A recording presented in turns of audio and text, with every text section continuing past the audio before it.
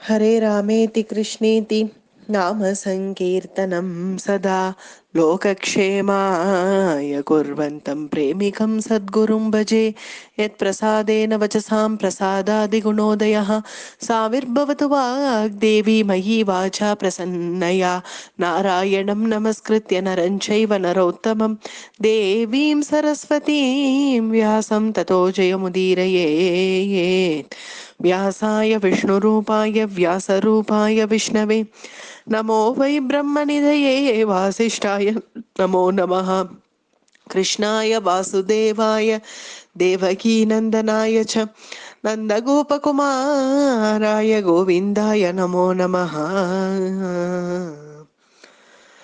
மகாபாரதத்துல சந்தனு மகாராஜன் சத்தியவதிய அவ்வளவு சந்தோஷமாக வச்சுண்டான் அப்படிங்கிற பரியந்தம் நேற்றைய தினம் பார்த்தோம். சத்தியவதிக்கு விசித்திர வீரியன் சித்ராங்கதன் அப்படின்னு 2 புத்திரர்கள் பிறந்தார்கள். சந்தனு மகாராஜன் கொஞ்ச நாட்கள்ல காலகதி அடைஞ்சான். அவன் அவனுடைய ஸ்தானத்துக்கு போய் சேர்ந்தான். மேற்கொண்டு சத்தியவதி அவள் தான் இந்த குழந்தைகளை வளர்த்துண்டு வராள் பீஷ்மரோட கூட சேர்ந்து. பீஷ்மர் தன்னுடைய தம்பிமார்களை அருமையா வளர்த்துண்டு வரான். இருந்த போதிலும் இந்த விசித்திர வீரியன் சித்ராங்கதன் 2 பேருமே கொஞ்சம் பலஹீனாளா போயிட்டான். ஏன்னா அவர்களுக்கு அவ்வளவு இவ பீஷ்மருக்கு இருக்கிற வீரமோ இல்லை இதுக்கு முன்னாடி இருந்த புரூருவ சக்கரவர்த்திக்கோ இல்லை யயாதிக்கோ இல்லை பிரதீப மகாராஜா சந்தனு இவர்களுக்கு இருந்த அந்த ஒரு பலம், அவர்களுக்கு இருந்த ஒரு வீரம், அதெல்லாம் இந்த குழந்தைகளுக்கு அவ்வளோ இல்லை. கொஞ்சம் பலஹீனாளா இருக்கா. ஏன்னா காரணம், உன்னுடைய அம்மாவே ரொம்ப ரொம்ப சாந்த ஸ்வபாவம் உடையவள், மதுர ஸ்வபாவா அப்படின்னு தானே வியாசரே தன்னுடைய தாயாரை கொண்டாடினார் சத்தியவதிய. ரொம்ப மதுரமான ஸ்வபாவம் உடையவள். அவளுடைய குழந்தைகள் எப்படி இருக்கும்? அதனால அதுகளும் சாந்தமாவே சாதுவாவே இருக்குகள். இருந்த போதிலும் பீஷ்மர் என்ன பண்றார், விசித்திர வீரியனுக்கு தான் செய்து கொடுத்த சபதம் படி அவனை அழைச்சு, வாப்பா குழந்தை வா அப்படின்னு அவனை அழைச்சு அவனுக்கு முடிசூட்டிட்டார் ராஜாவாக. பேருக்கு ராஜான்னு விசித்திர வீரியனை உட்கார வச்சுட்டார். ஆனாலுமே அவனுக்கு அவ்வளவு தூரம் சாமர்த்தியம் இல்லை. ஒவ்வொன்றுத்துக்கும் அண்ணா அண்ணா அண்ணா அண்ணான்னு பீஷ்மரியே சுத்தி சுத்தி வரான். எல்லாத்துக்குமே அண்ணா இப்படி செய்யலாமா, அண்ணா இப்படி செய்யலாமான்னு. பேருக்கு அவன் ராஜான்னு இருக்கானே தவிர எல்லா காரியங்களுமே பீஷ்மரே தான் பார்த்துக்கிறார். இந்த சந்தர்ப்பத்துல சித்ராங்கதன் அப்படின்னு 2வது பிள்ளை இருக்கான் இல்லையா, சத்தியவதியோடைய 2வது பிள்ளை. அந்த சித்ராங்கதன் ஒரு கந்தர்வன் இருக்கான். அந்த கந்தர்வன் இவனிடத்துல யுத்தத்துக்கு வந்தான். யுத்தத்துல அந்த கந்தர்வனாகிய சித்ராங்கதன் இந்த சத்தியவதி பிள்ளை சித்ராங்கதனை வீழ்த்திட்டான். அதனால அவன் போய் சேர்ந்துட்டான். இதுதான் ரொம்ப முதல் தடவை சந்திர வம்சத்திலேயே போர்க்களத்துல அடிபட்டு போனா அப்படிங்கிறது. சித்ராங்கதன் போனது ரொம்ப கதறினாள் சத்தியவதி. இப்படி பர்த்தாவையும் இழந்து என்னுடைய 2வது குழந்தையும் இழந்துட்டேனேன்னு ரொம்ப கதறினார். பீஷ்மர் கொஞ்சம் சமாதானப்படுத்துறார் சத்தியவதி, அம்மா அழாத, அவ்வளவுதான் விதினா நம்ம என்ன பண்ண முடியும், நல்லா அழாதுன்னு கொஞ்சம் சமாதானப்படுத்துறார் பீஷ்மர். हते चित्रांगदे भीष्मो बाले भ्रातरि कौरवाः पालयामास तद्राज्यं सत्यवत्या मते स्थितः.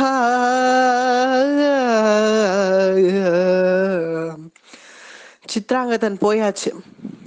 இனிமே விசித்திர வீரியனும் அவ்வளவு பலிஷ்டனா இல்லாதனால இந்த அஸ்தினாபுர ராஜ்யம் இப்ப அப்படியே கொஞ்சம் அந்நியர்கள் வந்து பார்வையிடுறாப்புல ஆயிடுத்து. இது வரைக்கும் நம்ம சொன்னோம் இல்லையா, அந்த அஸ்தினாபுரி நகரம் அமராவதி நகரத்தை பார்த்து சிரிச்சுது, நீ புறத்தியார் கையில் அகப்பட்டுட்டியே, நான் பார் சந்திரவம்சத்திலேயே இருக்கேன்னு. அது இப்ப ஆகாது போல இருக்கே. அந்நியர்கள் அப்பப்போ வந்து பார்க்க நோட்டம் விட ஆரம்பிச்சிட்டார்கள். ஏன்னா சரியான படிக்கு ராஜா இல்லை இப்போ. சரி, நம்ம வேணால் இந்த விசித்திர வீரியனுக்கு ஒரு விவாகம் பண்ணி வச்சுடலாம். விவாகம் பண்ணி வச்சா ஒருவேளை நம்ம பார்த்துக்கலாம் ராஜ்யத்தை, அதை பத்தி இல்லை. இவனுக்கு பிறக்க போற பிள்ளையாவது நல்ல வீரத்தோட இருக்கானா பார்க்கலாம்னு பீஷ்மர் யோசிக்கிறார். எப்படியும் விவாகம் ஆகணுமே. ஏன்னா ராஜா அப்படியே பிரம்மச்சாரியா இருக்க முடியாது, கல்யாணம் ஆகி ஒரு ராணி வரணும் கண்டிப்பா. க்ஷத்திரியர்களுக்கு ஒரு 3 விதமான விவாகம் சொல்லப்படுறது. இது நம்ம எல்லாருமே அவசியம் இப்ப தெரிஞ்சுக்கணும். ஏன்னா கன்னிகா தானம் கூட க்ஷத்திரியர்கள் வாங்க மாட்டார்கள். தானம் வாங்கவே மாட்டா க்ஷத்திரியர்கள், அது அவமானமா நினைப்பா. தானம் கொடுக்கறது தான் அவர்களுக்கு பெருமை, வாங்க மாட்டா. கன்னிகா தானம் கூட வாங்க மாட்டா. அதாவது தன்னுடைய வீரத்தையே ஒரு தட்சணையாக காமிச்சு கொடுத்து அந்த கன்னிகையை அழைச்சிட்டு போவா. அதாவது வரதட்சணைன்னு ஏதோ இப்பெல்லாம் சொல்றோமே, அது அந்த காலத்துல பெண்களுக்கு தான் கொடுக்கணும்னு இருந்திருக்கு. தன்னுடைய வீரத்தை தட்சணையாக கொடுத்து அதுக்கு பரிசாக வாங்கிட்டு போவா இந்த பெண்ணை. அந்த பெண்ணும் அந்த வீரத்துக்கு மதிப்பு கொடுத்து மாலையிடுவாள். அப்படிதான் அந்த காலத்துல இருந்திருக்கு க்ஷத்திரியர்களுக்கு. க்ஷத்ரிய விவாகம் 3 விவாகம் இல்லையா? ஸ்வயம்வரம், ராட்சச விதானம், வீரிய சுல்கம் அப்படின்னு 3 விவாகங்கள். ஸ்வயம்வரம்னா என்னன்னு பார்த்தோம்னா, அநேக தேசத்திலேருந்து ராஜாக்கள்லாம் வந்து உட்காண்டிருப்பா. இந்த கன்னிகை கையில மாலையை வச்சுட்டு காத்து பாப்பா. ஏற்கனவே அவள் யாராவது ஒரு ராஜாவினுடைய பெருமையை கேள்விப்பட்டிருக்கலாம், நம்ம தமயந்தி நலன் போல. அந்த ராஜா எங்க இருக்கான்னு தேடி கண்டுபிடிச்சு அந்த ராஜாவுக்கு போய் இந்த கூட்டத்துல இந்த சபையில போய் மாலை போட்டுடுவள். இல்ல அப்படி இல்ல, ஏற்கனவே எந்த ராஜாவையும் மனசுல நினைக்கலனா கூட அப்ப வந்த ராஜால யாருடைய பெருமை அவளுக்கு ரொம்ப பிடிச்சிருக்கோ அவனுக்கு போய் மாலை இடுவள். இதோட முடிஞ்சுடல ஸ்வயம்வரம்ங்கிறது. உடனே மாலை வாங்கிட்டானே இந்த ராஜா, எந்த ராஜகுமாரனை இவள் வரிச்சு மாலை போடுறாளோ அந்த ராஜகுமாரன் இந்த ராஜகுமாரிய உடனே தூக்கிண்டு ரதத்துல வச்சுட்டு புறப்படணும். மற்ற ராஜாக்களுக்கெல்லாம் இப்ப ஏமாற்றமா போயிடும் இல்லையா? அதனால மற்ற ராஜாக்கள் எல்லாம் இப்ப இந்த ராஜாவோட யுத்தத்துக்கு வருவா. யுத்தத்துக்கு வந்த உடனே இந்த ராஜா, அதாவது எந்த ராஜாவை அந்த பெண் தேர்ந்தெடுத்தாலோ அந்த ராஜா மற்ற ராஜாக்களோட யுத்தம் செய்து வென்று இவளை அழைச்சிட்டு போகணும். அப்படி வெல்ல முடியலைன்னா பாதியில விட்டுட்டு அவன் ஓடிடுவான். அப்புறம் யார் இந்த ராஜாவை ஜெயிச்சானோ அவன் விவாகம் பண்ணிப்பான் இந்த பெண்ணை. அதுதான் ஸ்வயம்வரம் அப்படின்னு பெயர். ஏன்னா அங்க வீரத்துக்கு தான் அங்க மதிப்பு. இதுவும் எதற்காகன்னா, அதாவது போர்க்களத்துல அடிபட்டு ஒரு காலம் அந்த ராஜா போயிட்டா இந்த பெண்ணுடைய நிலைமை. அதுக்காக தான் யார் எல்லா ராஜாக்களையும் சமாளிச்சு ஜெயிக்கிறானோ அவனுக்கு தான் அந்த பெண் அப்படின்னு வச்சிருக்கா. அதனாலதான் அது ஸ்வயம்வரம். அடுத்தது ராட்சச விதானம், அதாவது ருக்மிணி கண்ணனுடைய விவாகம் மாதிரி. அந்த பெண் ஏற்கனவே ஒருத்தனை ஆசைப்பட்டிருப்பாள், அது அவனுக்கு தெரியப்படுத்துவா.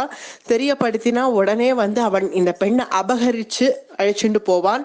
அப்பவும் மற்ற ராஜாக்கள்லாம் யுத்தத்துக்கு வருவா. அவன் ஜெயிச்சு சமாளிச்சு இந்த பெண்ணை அழைச்சிட்டு போகணும். அது ராட்சச விதானம் அப்படின்னு பெயர். அடுத்தது வீரிய சுல்கம். வீரிய சுல்கம் சாக்ஷாத் ராமபிரானே தன்னுடைய வீரத்தை அந்த வில்ல தனுச முறிச்சு தானே சீதை, சிவதனுர் பங்கம் பண்ணி தானே சீதையை விவாகம் பண்ணிட்டார். அது போல தன்னுடைய வீரத்தை காண்பிச்சு வீரிய சுல்கத்தை நிரூபிச்சு அதுக்கு அந்த கன்னிகை வந்து மாலையிடுறாப்புல அமையும். இதுதான் 3 விதமான விவாகங்கள் க்ஷத்திரியர்களுக்கு. இல்ல எந்த விதமான விவாகத்துக்கு விசித்திர வீரியன் அருகதை பாக்குறார் பீஷ்மர். ஸ்வயம்வரம்னா குழந்தை போய் உட்கார்ந்தான்னா எந்த கண்ணிக்கையாவது வாஸ்தவமா மாலை போடுவா. ஏன்னா இவன் சந்திரவம்சத்துல வந்திருக்கான், மாலை போடுவா. மற்ற ராஜாக்கள் எல்லாம் யுத்தத்துல இவன் சமாளிக்க முடியுமா? மற்ற ராஜாக்கள்லாம் யுத்தத்துக்கு வருவாளே. ராட்சச விதானம்னாலும் எந்த கன்னிக்கையும் இன்னும் இவன் ஆசைப்படுறேன்னு இன்னும் சொல்லலை வெளிப்படையாக. அப்படியே ஒருவேளை சொன்னாலும் அவன் அப்பவும் மற்ற ராஜாக்கள் யுத்தத்துக்கு வருவாளே, இவன் சமாளிக்கணுமே. அல்லது 3வது வீரிய சுல்கத்தை காட்டலாம்னு பார்த்தா இவனுக்கு அவ்வளவு வீரமும் போராதே. பின்ன இவனுக்கு எப்படி தானமா வாங்கி விவாகம் பண்ண முடியுமா? கன்னிகா தானம் அது அழகில்லையே நம்மளுடைய பரம்பரைக்கு. என்ன பண்ணலாம்னு பீஷ்மர் யோசிச்சுட்டு இருக்கிற சமயத்துல அந்த தேசத்து மந்திரி வரார், வந்து சொல்றார், காசிராஜன் இருக்கார் இல்லையா, இந்த காசிராஜன் தன்னுடைய கன்னிகைகள் அம்பை, அம்பிகை, அம்பாலிகை 3 கன்னிகைகள். அவனுக்கு 3 கன்னிகைகளுக்கும் ஸ்வயம்வரம் வச்சிருக்கான். உங்களுக்கு தெரியப்படுத்த சொன்னால் அவருக்கு சந்திர வம்சத்துல அந்த கன்னிகைகளுக்கு வாக்கப்படணும்னு ரொம்ப ஆசையா. இப்பொழுது சந்திர வம்சத்துல கல்யாணத்துக்குன்னு இருக்கிறது விசித்திர வீரியன்தான். அதனால ராஜாக்கு இது இஷ்டம், அந்த கன்னிகைகளுக்கும் இதுல இஷ்டம். அதனால ராஜா உங்களை அவசியம் விசித்திர வீரியன் அழைச்சுட்டு வர சொன்னார் அப்படின்னதும் பீஷ்மர் நானே போறேன், நானே போய் என் தம்பிக்காக அந்த பெண்களை வரிச்சு அழைச்சிட்டு வரேன் அப்படின்னு பீஷ்மர் கிளம்புறார். ஸ்வயம்பர சபையில வந்து பீஷ்மர் உட்காண்டிருக்கார். மற்ற ராஜாக்களுக்கெல்லாம் ஒரு சலசலப்பு வந்துடுது. இவரோ பிரம்மச்சரியத்துல இருப்பேன்னு சபதம் பண்ணியாச்சே, அப்புறம் எதற்காக இங்க வந்தார்? ஏன்னா பீஷ்மர் வந்தாச்சுன்னா இனிமே அடுத்தவா கழுத்துக்கு மாலை வரும்னு இனிமே நம்பிக்கை இல்லை. இவர் வந்தாச்சுன்னா இவருக்கு தானே மாலை விழும் நிச்சயமாக. இவரோ பிரம்மச்சரியத்துல இருப்பேன்னு சபதம் பண்ணவர் இங்க எதுக்கு வந்தார் அப்படின்னு அங்க அப்படியே ஒரு சலசலப்பு வர, அந்த சமயத்துல இந்த குழந்தைகள் அம்பா, அம்பிகா, அம்பாலிகா 3 பேரும் தன்னுடைய கையில மணமாலை எடுத்துட்டு எந்த ராஜாவை தேர்ந்தெடுக்கலாம்னு பாக்குறச்சே பீஷ்மரை பார்த்ததும் 3 பேருமே நின்னுட்டா. பீஷ்மருக்கு மாலை போட துணிச்சல் இல்லை. ஏன்னா இந்த சபதம் உலகம் அறிஞ்சது, அவர் பண்ண சபதம். இவர் சபதம் பண்ணிட்டாரே, இவருக்கு எப்படி மாலை போடுறது அப்படின்னு யோசிச்சுட்டு இந்த 3 கன்னிகைகளும் நிக்கிறா. அப்ப இந்த பீஷ்மர் எழுந்தார், அவர்களுக்கு முதல்ல அஞ்சலி பண்ணார், கையெடுத்து நமஸ்காரம் பண்ணார். உங்க எல்லாருக்கும் முதல்ல நான் என்னுடைய நமஸ்காரங்களை தெரிவிச்சுக்கிறேன். அழகா ஆரம்பிக்கிறார் பேசுறதுக்கு. நீங்கள் சந்திர வம்சத்துல வாக்கப்படணும்னு ஆசைப்பட்டதாக நான் கேள்விப்பட்டேன். அப்படி அந்த ஆசை உண்மையாகில் என்னுடைய தம்பி விசித்திர வீரியனுக்காக நான் வந்திருக்கேன். அவனுக்காக இங்க பேசலாம்னு நான் வந்திருக்கேன். உங்களுக்கு இஷ்டமாகில் நீங்கள் என்னோட இப்ப வரலாம். நான் இந்த யுத்தத்துக்கு மற்ற ராஜாக்கள் வருவா, அதை பத்தி எனக்கு கவலை இல்லை, நான் யுத்தத்தை சமாளிப்பேன். உங்களுக்கு இஷ்டமாகில் நீங்கள் வரலாம் அப்படின்னதும் படப்படப்படன்னு உடனே அம்பிகையும் அம்பாலிகையும் புறப்பட்டு பீஷ்மர் எதிரில் வந்து நிக்கிறா, பீஷ்மர் பக்கத்துல வந்து நிக்கிறா. அம்பையும் பின்னாடியே வந்துட்டா. அம்பாங்கிறவ முதல் கன்னிகை, அவளும் பின்னாடியே வந்துட்டா. வந்து 3 பேருமே பீஷ்மர் பக்கத்துல வந்து நிக்கிறார்கள். இது சம்மதம்னு அவர் புரிஞ்சுட்டா. வெளிப்படையா வாயால் திறந்து சம்மதம்னு சொல்லணுங்கிற அவசியம் இல்லை, ஏன்னா இது ஸ்வயம்வர சபை, ஸ்திரீகளுக்கு பொதுவாகவே லெஜ்ஜை இருக்கும். அதனால 3 பேருமே வந்து நின்னதும், அப்படியாக உங்கள் 3 பேரையுமே நான் அழைச்சிட்டு போலாமா அப்படின்னு பீஷ்மர் கேட்க அவர்களும் தலையசைச்சார்கள். தலையசிச்ச அடுத்த க்ஷணம் 3 கன்னிகைகளையும் கட்டி தூக்கினார், ரதத்துல வச்சார். ஜில் ஜில் ஜில் ஜில்னு ரதம் புறப்படுறது. 3 பேரையும் ஒரே சமயத்துல தூக்கினார்.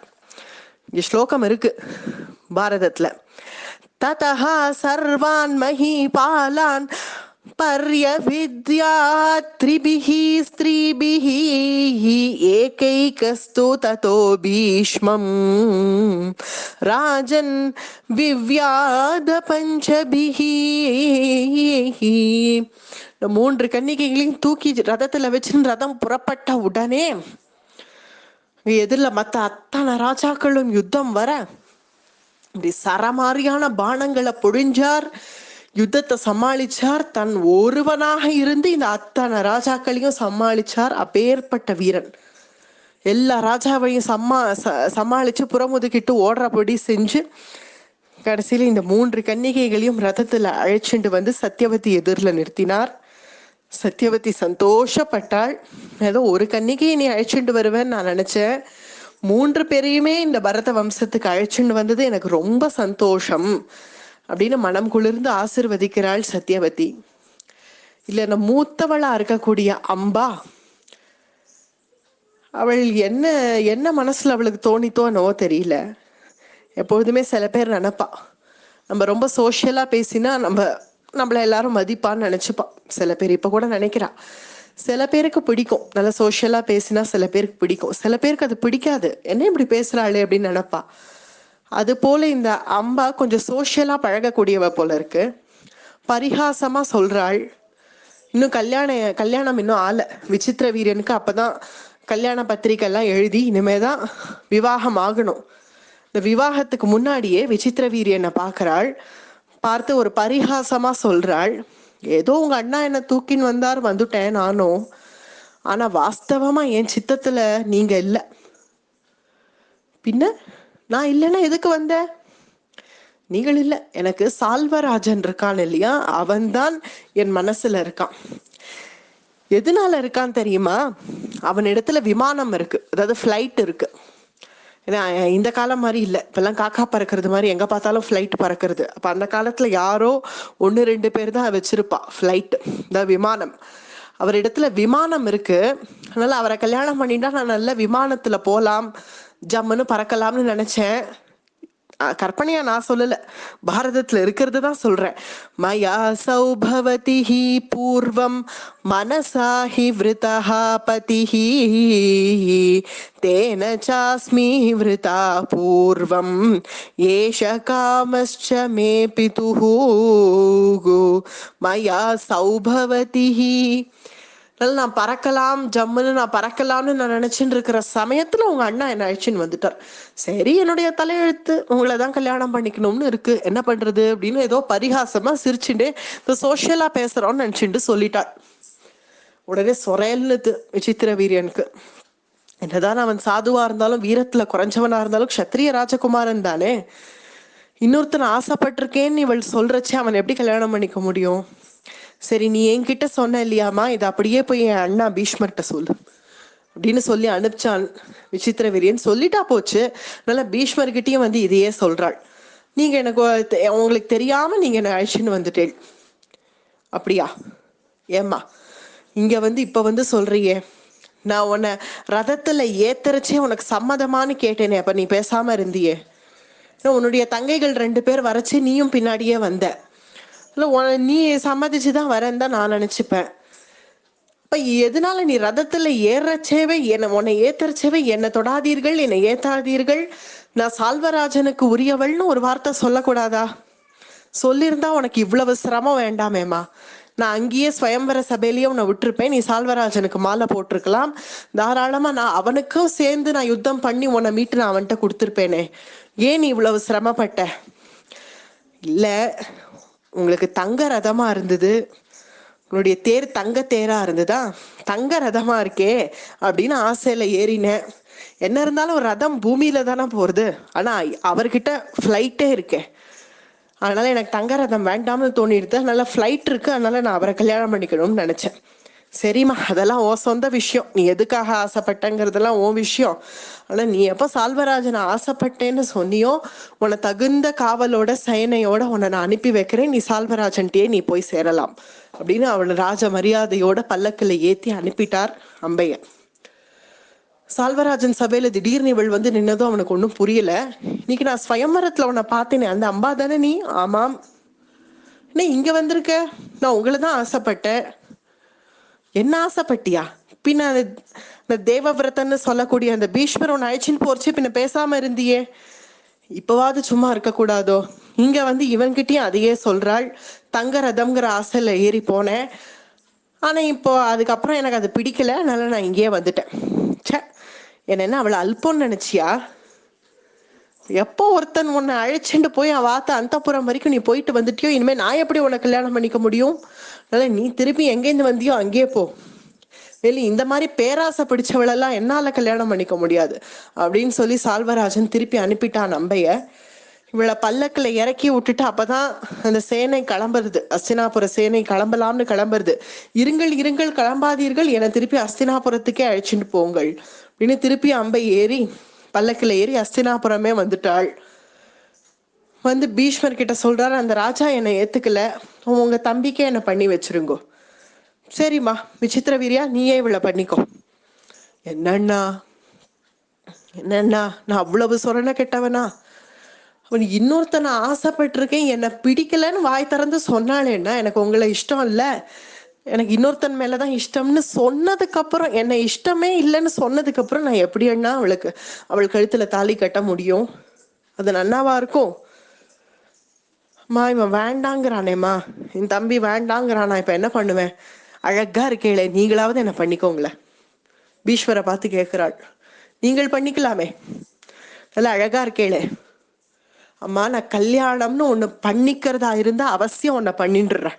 நான் நடந்த குழப்பங்களுக்கு நான் ஏதோ தெரிஞ்சோ தெரியாமலோ நான் காரணமாக இருந்தால், கல்யாணம் நான் பண்ணிக்கிறதா இருந்தா அவசியம் உன்னை பண்ணிடுறேன். ஆனா நான் கல்யாணமே பண்ணிக்கிறதா இல்லையேம்மா, அது எப்பேற்பட்ட சபதம் நான் பண்ணியாச்சு, உங்க அப்பாவே போய் சேர்ந்தாச்சு, இன்னும் என்ன அந்த சபதத்தையே நினைச்சுட்டு இருக்கேள்? அதுக்காக யார் போனாலும் சரி, யார் வந்தாலும் சரி, என்னுடைய சபதத்தை நான் விட்டே கொடுக்க மாட்டேன்.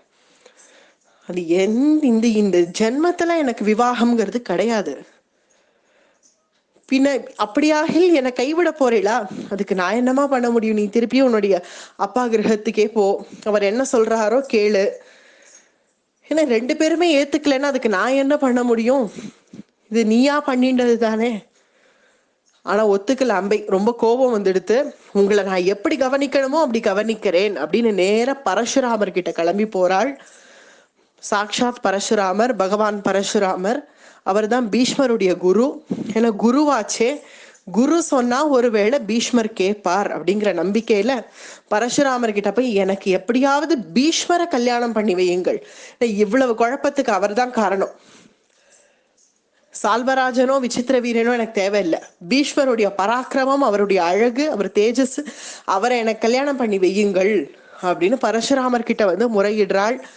பரசுராமர் என்ன பண்ண போறார், பீஷ்மர் மேற்கொண்டு பீஷ்மர் என்ன பண்ண போறார் அப்படிங்கிறத அடுத்த பிரவச்சனத்துல பார்ப்போம். அடியேன்.